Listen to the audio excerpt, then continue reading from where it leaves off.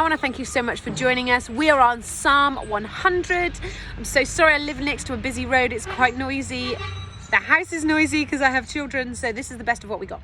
We're going to go through Psalm 100 today, and it's such a challenging Bible verse. Now, I think this has been an amazing series. These 10 days of prayers have been so powerful, and I want to say thank you to everyone else who's led the devotionals. I have got so much out of these 100 days of studying the word together.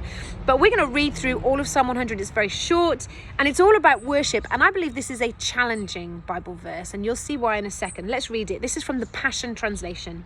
It says, "Lift up a shout of joy to the Lord. Go ahead and do it, everyone, everywhere. As you serve him, be glad and worship. Sing your way into his presence with joy." Okay, we're going to pause there. Singing your way into the presence of God with joy can be really hard sometimes. Now, I think we've gone through a really interesting season around the world. We've gone through COVID, or we're in COVID for some people.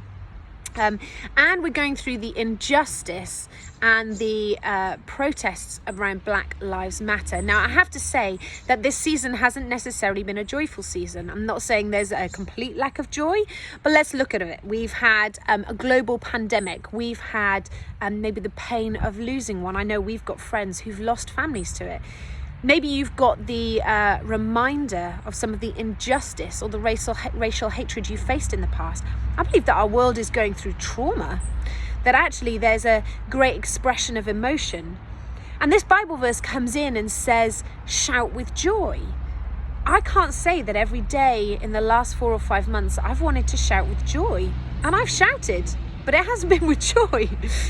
And it's such a challenge when you are face down, crying your eyes out, feeling pain, not knowing where to go, feeling at your end. Maybe you've lost a business, a loved one. Maybe you're going through something really deep. The instruction to shout for joy so you can be in God's presence is a really, really hard one. But the rest of this psalm gives us some ideas on how we do it. We realize what this really means, that we have the privilege of worshiping the Lord our God, for he's our creator and we belong to him. We are the people of his pleasure, the sheep of his pasture. You can press through the open gates with the password of praise. Come right into his presence with thanksgiving. That's the key. That's the key. We may not feel the joy. We may not feel like shouting joyfully or triumphantly, but the password of praise, and the password is thanksgiving.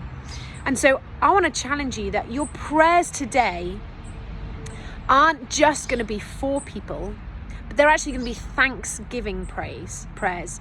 I want us to pray a thanksgiving for what God's already done, maybe a thanksgiving for a family member or a healing, a thanksgiving that justice is coming to this world, because that pulls us into the presence. And after you've prayed that thanksgiving, I want you to pray for 3 people in your life, because thanksgiving puts us in this posture of joy and the might of God and the power of God and the majesty of God.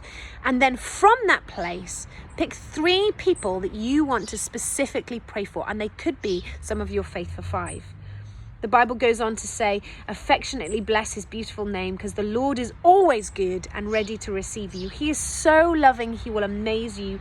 He is so kind, he will astound you. And he is famous for his faithfulness towards all. Everyone knows that our God can be trusted, and he keeps his promises for every generation. So go today.